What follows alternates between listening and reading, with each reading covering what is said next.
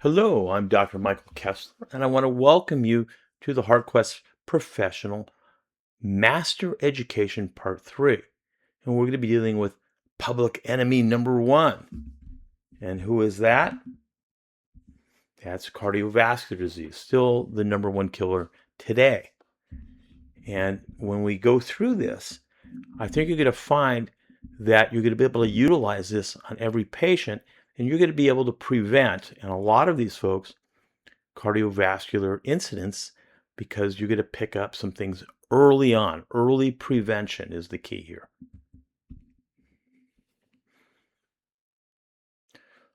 So here it is, when we look at the risk factors, most of us know these risk factors, excess cholesterol and low vitamin K and hypertension and excess homocysteine and on and on and on. But we're going to share with you what happens when the patient's arteries become stiff, and that contributes to what we're going to see as far as cardiovascular disease. And a lot of these that you see with the knives here are some of those contributors. But let's see if we could pick up these problems, these issues early on, so we can do something about them. And that's the key, right? So when we look at the biochemistry of vascular health, we all know about nitric oxide, L-arginine, and it turns into, and then you have the enzyme here called nitric oxide synthase, NO3, nitric oxide. We have different types of nitric oxide. We have endothelial nitric oxide. We have neuronal nitric oxide. And here we're talking about endothelial nitric oxide that protects our arteries. And then we make nitric oxide, right? And that triggers something called cyclic GMP that relaxes the smooth muscle in the vessels so we can vasodilate and relax those arteries so we can get blood where we need it to go. Big deal. But we're going to find out that this does a lot more. That nitric oxide is really important. We have this guy here called asymmetrical dimethylarginine, and he messes this whole thing up, right? He blocks L-arginine, you don't make the nitric oxide, and it's a cardiovascular risk factor, right? But we have something else called DDAH, and it blocks your asymmetrical dimethylarginine. Wow, that's a good thing, right? But if you look down this list, there are so many ways that we could damage that. And so then we don't inhibit the asymmetrical dimethylarginine. So we have some formulas. There are formulas from Bob Miller from Functional Genomics. He designed a product specifically for ADMA. That's a good thing to do. But we're going to find out, that a lot of our folks do have stiff arteries. They're like a pipe, and they're not flexible. And what does that do? We're going to go through the physiology a little bit. And nitric oxide is a big deal. And a lot of our patients have something called NOS uncoupling, which we're not going to be able to get to in this particular module, but we will. And where they can't make their nitric oxide, and they make something else, which is a free radical called peroxynitrite, which is damaging to the vessels as well. But we're going further here. We have to read the disclaimer. HQP is not intended to replace the service and or medical advice of a licensed healthcare practitioner, nor is it meant to encourage diagnosis or treatment of disease. It is for research and education only. Any application of suggestions set forth in HQP or this training are solely at the discretion and risk of the health provider. Implementation or experimentation with any supplements, herbs, dietary changes, medication, and or lifestyle changes, including neurovisor, etc., are done so at your own risk and responsibility. It is important that you work within the scope of your professional license and state laws. Reproduction of these slides or the information on them on the internet or social media is prohibited without permission from me, Dr. Michael Kessler. It should be DC. I'm going to play this for you because this is the lead in to what we're going to be talking about here. And I think it's pretty good. My name is Dr. Ting from Health Stats. Today I'm going to talk to you about a very interesting phenomena. It's called pulse wave, the arterial pulse wave. We have to understand how the body generates a pulse wave. And generally what happens is the heart pumps and pushes out blood. When the heart pumps, it generates a pulse wave, which is a contour wave that travels along the arterial tree. The waveform is actually generated here, and it goes right down to the big aorta, and it's reflected back when the big aorta bifurcates or divides into two arteries. So the speed at which the reflector wave comes back is in fact very important. So if we were to look at a person who is about 25 years old, when he generates a pulse wave from the heart, the wave will travel down, it hits the bifurcation, and it comes back to the diastolic phase. You see, when the heart pumps blood during the systolic phase, which is called systole, when the heart rests, it's called the diastole. Unlike the rest of the body, the heart only gets its blood during diastole, when the heart rests.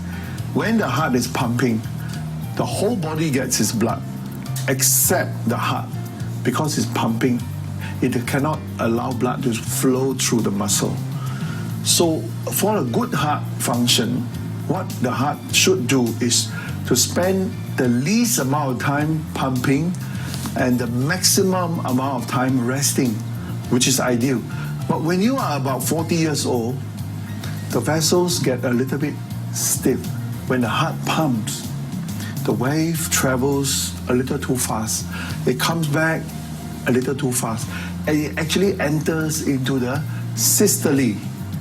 So what you get is actually a wave and extra load for the heart to actually fight. So you are fighting your oncoming wave. Does the person feel anything? The answer is no. Now, if you were to look at an 80-year-old, you actually see a very stiff artery, and when the heart pumps, the wave travels so fast, it comes back right at you at the systole. So what you end up with is the wave goes up, and then it is augmented or increased by the reflected wave, and you spend about 2/3 of the time overcoming the wave, 1/3 of the time resting and getting the blood. The heart works harder, the heart rests shorter, and the heart has little time to get its own blood supply. And all this means that the heart will fail, the body is likely to get a stroke, and that is the understanding of what is important for a pulse wave. So there you go. We're going to be talking about that and the pulse wave, because if the arteries are stiff, they're going to come back. The pulse wave will come back too fast, again in systole, and the heart has to work harder, puts a lot of pressure on the ventricle of the heart muscle there, and we can get hypertrophy in that area, and we're going to get less blood flow to the heart itself, because there's less time for it to rest in diastole, where the heart gets its blood supply. So here we have primary driver pulse pressure. We're going to measure the pulse pressure. So what is the pulse pressure? We're going to measure real simple. We're going to measure systolic blood pressure and diastolic blood pressure. So systolic blood pressure minus diastolic blood pressure, that is your pulse pressure. So there's what normal millimeters mercury at lower than 40, elevated is 40 to 60 millimeters mercury, and high risk is over 60 millimeters of mercury. So again, over 50 millimeters of mercury, you got to increase vascular stress. Then when you hit that 60, which you'll see in a lot of your patients, high cardiovascular risk signal there, okay? So then we go to the top here, HQP parameters that indicate risk when the PP, when the pulse pressure is elevated above 50 millimeters mercury.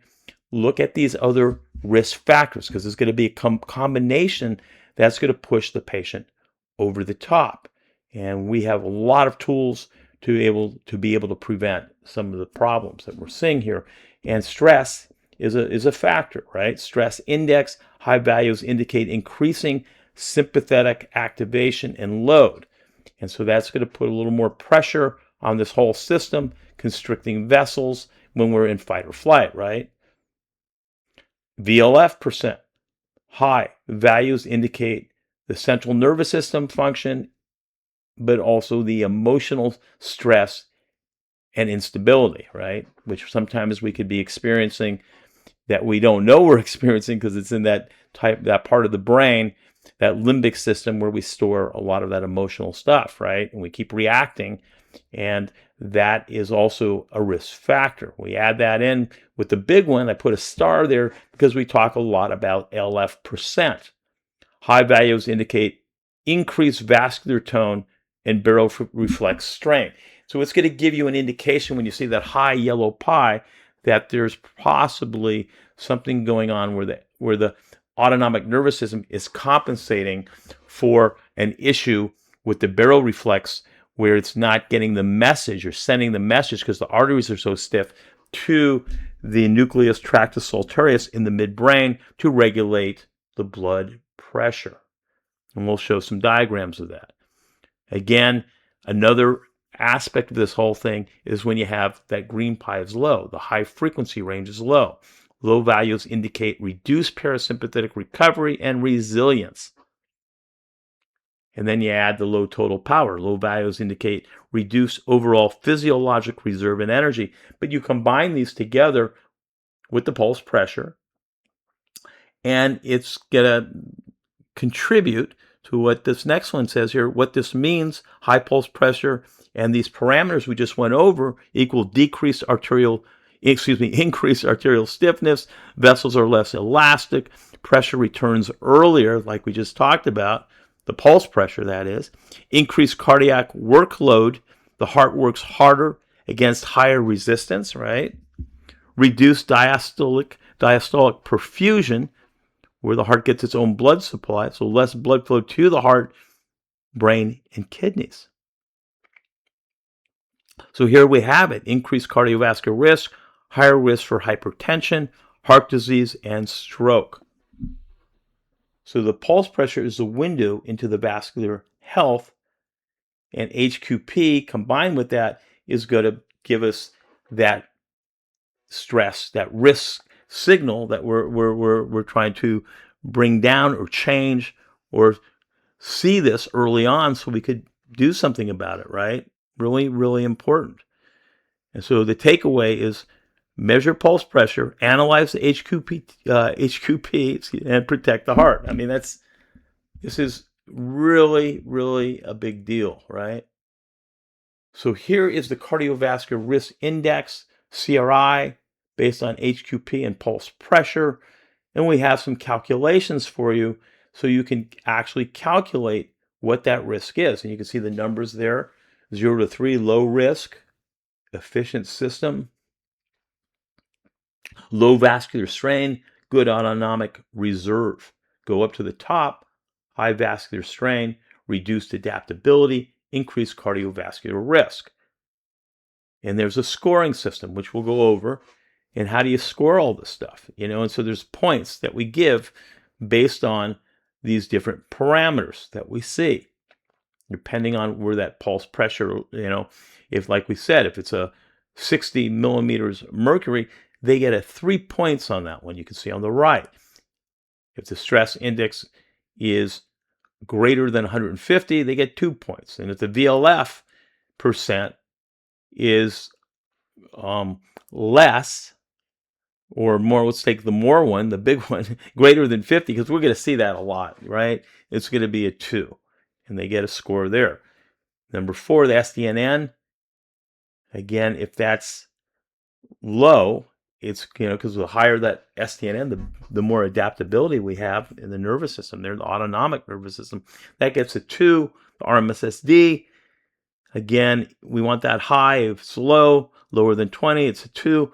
And if the total power is low, under 1500, it gets a 2. So we can easily calculate this out with the pulse pressure, and we have a scoring system again for you.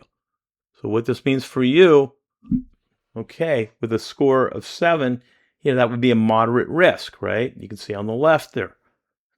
Your results suggested your heart and cardiovascular system are under moderate stress. There's increased vascular strain, and your system is working harder to compensate. This is a good time to take action to lower your risk and improve your health. So that's your heart health. Okay, so it's kind of laying that out for you here. So again, we want to be able to look at this and do amazing prevention with our patients. Okay, so here it is. Here's the pulse pressure and vascular age that we're talking about. And again, if you can see if they're over 70 millimeters mercury, that's the difference between systolic and diastolic. Marked stiffness, high cardiovascular risk, significantly older vascular age. Your vessels are aging very quickly, right? So you can see that there. So let's talk a little bit about some of this physiology here, okay? So normally, in your carotid artery and your aorta, there's these baroreceptors in there. And as the blood's flowing through and the arteries are stretching, they elicit this reflex in there to send a message to a very specific area in the midbrain, the nucleus tractus alteris, that NTS. And that area kind of knows what the set point is, what the blood pressure should be. And it's going to adjust it. And if it's too high, it's going to try and inhibit the sympathetic nervous system, and it's going to increase more parasympathetic nervous system to do what? To slow down the heart rate. And it's an efficient system. Works well. It works a little bit different, though, when that artery does not have that flexibility and the baroreceptors aren't picking up that information very well. So we need that to happen to send that information to the nucleus tractus alteris. So when that doesn't happen properly, then we're going to see that the LF, or the autonomic nervous system, but specifically that frequency in the yellow pie there, the LF, is going to try and compensate and stabilize this system. So you will see that when you see a big yellow pie, probably a good idea to check the pulse pressure and to do the math, which is really simple, and get that cardiovascular index score, okay? So what it all means, again, elevated LF percent suggests increased baroreflex demand to maintain cardiovascular stability. High LF percent equal effort, not necessarily efficiency. It's kind of a backup system here. LF is high. If pulse pressure is elevated, then the baroreflex is working hard. Vascular stiffness present equal cardiovascular risk. And this is kind of saying the same thing in this particular picture. As the arteries stiffen and lose their elasticity, baroreceptor activation is reduced, leading to increased regulatory effort by the autonomic nervous system. That's your LF, which we've been talking about, right? So here it is, the baroreceptor signaling failure. So normally what we want to see is that arterial stretch, but it's not happening, right? Because we have stiff arteries. And the baroreceptor firing is trying to fire to send that information, but it's not really doing a good job there to the nucleus tractus alteris. So the signal is a little bit diminished, or it's not really clear, and LF has to compensate. The autonomic nervous system has to compensate. So we'll see this a lot of times in, as we age, structurally aging, atherosclerosis, calcification, and hypertension. And we'll see some biochemical changes as well in the artery. Decreased endothelial nitric oxide, increased what we talked about, asymmetrical dimethylarginine, increased homocysteine, oxidative stress. All those biochemical changes are also things that can stiffen that artery, right?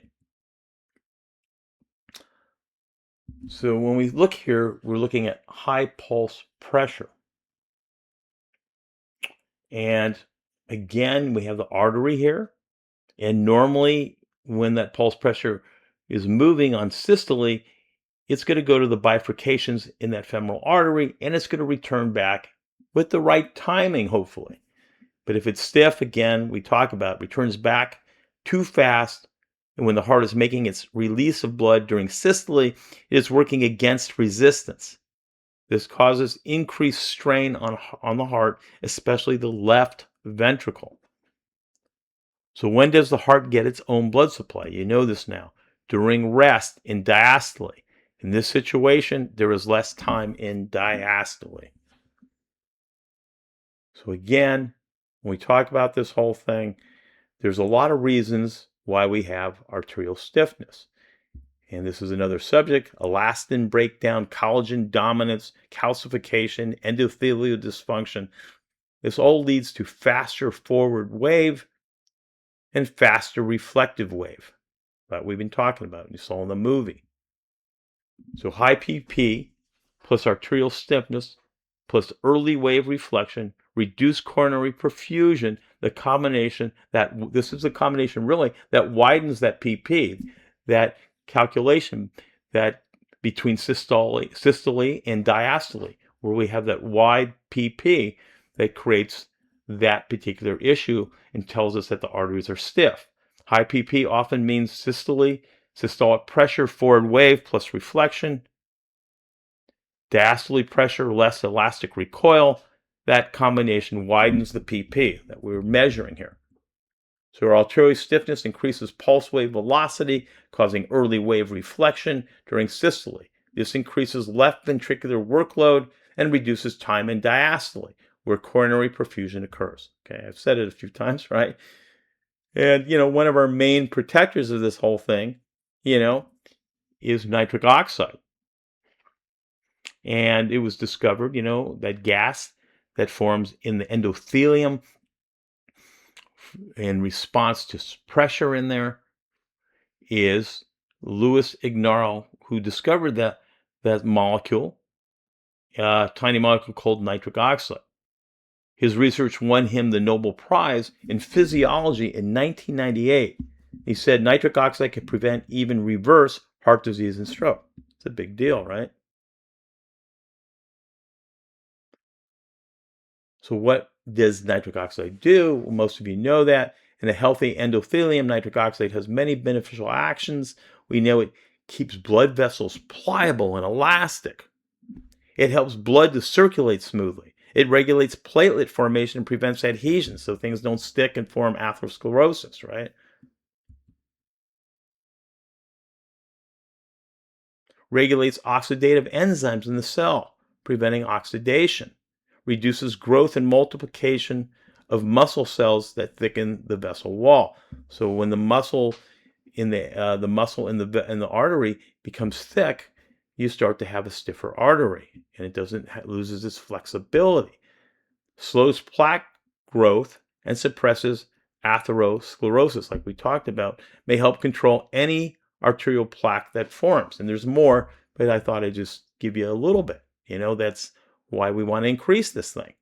There's these strips. Berkeley Life has them as well, and they can be used to just give us an indication of nitric oxide and how much, the nitric oxide levels in your system.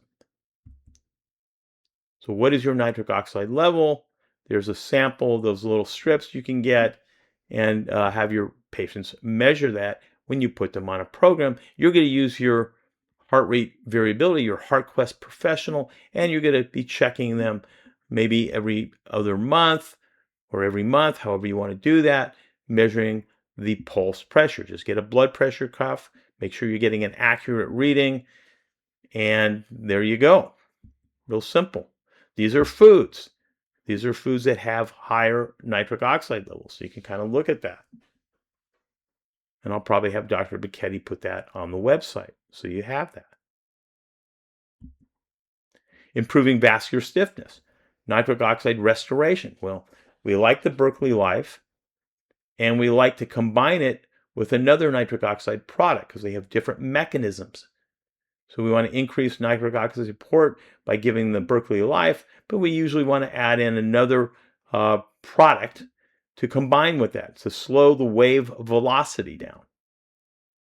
Fibrin flow optimization. And I think this is huge. We want to make sure that blood is flowing, it's not thick, where the heart has to work harder. We don't want clots. Lumbokinase, we like US enzymes, lumbrozyme, nanokinase, nanozyme, and serrapeptase, serrazyme. And a lot of times I have the patient take all three. It improves microcirculation and reduces resistance in the vessel. System support, right? Magnesium, omega-3, breathing exercises, and we love, again, our neurovisor because we want to reduce that stress load because when they're under stress, we're going to get into a fight or flight situation and we're going to constrict those vessels. We don't want to do that. We want to improve vascular tone, reduce sympathetic nervous system drive. The goal really is to slow the wave reflection, reduce afterload, improve coronary perfusion. So here's the neurovisor fix, restore the autonomic nervous system. Okay, so dysregulation, weak baroreceptor signaling, we talked about that, poor brain, where it's not getting its information very well, the input to the nucleus tractus alteratus, compensatory autonomic nervous system activation via the high LF, which is not very efficient really. And so the neurovisor intervention here, we want to use the brain gym, prepares neural pathways, parasympathetic activation, improves brain body signaling. Really important there, the signaling, right, to the NTS. Restores autonomic nervous system balance. So along with taking all the things that we just mentioned, and there's more, that's a good idea to use this neurovisor. Neuroplastic reset, brain, autonomic nervous system, and vascular system. Restore the brain, normalize the signal, reduce compensation. So there you go there. Early compensation protocol, high LF pattern. The good place to start there is the brain gym. And that's where I start with almost all the neurovisor programs. Total power is low. Maybe you want to increase that mitochondrial function, CoQ10, NAD+, B complex. And again, the stress modulation, you want to absolutely affect that. You got adaptogens, you got breathing, you got neurovisor. And again, the programs to use in the neurovisor, which I really like to increase parasympathetic and calm the system down, peaceful heart, gentle movers. Now just relax. Vascular support, we kind of know, omega-3, magnesium, nitric oxide support. So the goal, increase HF. And you want to take care of that LF compensation. And this will do it. These are some of the things you can do and increase the total power. So we can save lives by seeing this early. Silent progression, arterial stiffness, early wave reflection, higher pulse pressure, higher cardiac workload, reduced coronary perfusion. So that's not good. That's not good at all. So we want early detection, elastic arteries, normal wave timing, lower cardiac load, better coronary perfusion, improve recovery. So here it says arterial stiffness. We get the early wave reflection, higher pulse pressure, cardiac strain, reduced perfusion. And it's pretty easy to check this, right? Most patients are compensating long before symptoms appear. That's the point. HRV plus pulse pressure allow early detection before damage becomes disease. So traditionally, we know what happens. They wait for symptoms, late diagnosis, then end up treating a disease. Reactive care, miss early dysfunction. So what we want to do is we want to do the most preventative thing we can do. We want to detect dysfunction early. see compensation patterns, measure autonomic nervous system function, intervene before disease, proactive precision care. You are not waiting for disease, you are identifying dysfunction in real time. HQP allows you to act early, intervene precisely, and change patient outcomes. And we talk about this, a lot because this, we always talk about stress kills and what stress does, the damaging effects of stress on the body. So the heart perceives a threat. Heart sends a message to the brain. The brain interprets alarm. Brain produces stress hormones. This increases inflammation. Body releases chemicals such as adrenaline, noradrenaline. Blood vessels constrict in response to that. Platelets become sticky. Heart rate increases. Blood pressure goes up. All this may damage the lining of the blood vessels, which increases the chance of cardiovascular events. That's why, again, I put Neurovisor here because we want to calm the system down. This is a list. It's not a complete list, but it's a pretty good list of different things that you might want to play with to help this situation. There's a heart tonic called Cardinorma. There's Clowparis, which is helping with circulation. There's a remedy that calms the system down, Coral Calm. And there's one called CoHypert to help a little bit with the hypertension. These are all from bioresearch. They're Picana remedies, they're spagyric remedies, and they're very, very powerful. And you can put them all together. That's what I like about them. All in the same glass of water. And then I told you that I like to use the US enzymes, Natozyme, Cerezyme, and Lumbrozyme. And that's really going to help with the vascular flow, break down the fibrin.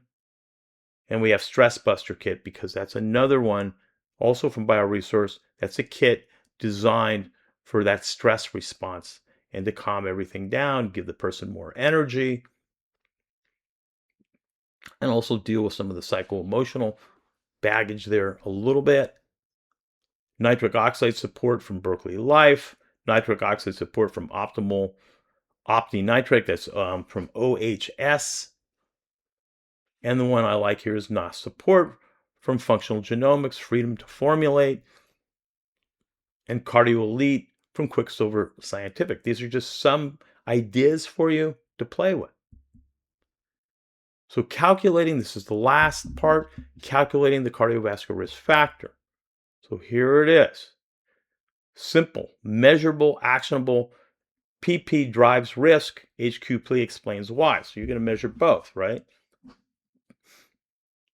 So here it is, step 1, pulse pressure. Measure the pulse pressure so you can get the score. And we gave a score on each one of these, right? So it's over 60, greater than 60, that gets 3 points. And here it is, step 2, the HQP load, the stress index. And you have a score on the stress index. And we don't like to see that over 100. And you can see that at 150, greater than 150, it's a 2. VLF percent, there it is, very low frequency. And if you see that quite high, it gets a 2 at 50, greater than 50. Here's your SDNN, the gold standard for heart rate variability. Higher is better. So if it's low, it's going to get a score of 2. And you can see what that is. Right? Less than 40. RMSSD, we want that high too. So it's a similar thing. Less than 20, it gets a 2. We're going to add all this up, by the way, and it's going to give us a score. Total power, there it is. We want that number to be as high as possible, right? And so it's when it's below 1500, it gets a 2. Step 4, total the score. So here it is. It gives you the CRI. And so that is going to be your pulse pressure plus your stress index plus your VLF plus your SDNN plus your RMSSD plus your total power. That's your risk index, cardiovascular risk index. I kind of almost went blank there. Risk levels. There you go. Then you can have the risk factor there, and you'll be able to tell your patients, listen, we can do some really good prevention here. Your risk is quite high at 13. We want to prevent, cardiovascular issues, basically, right? And there you go. And I want to thank you for listening.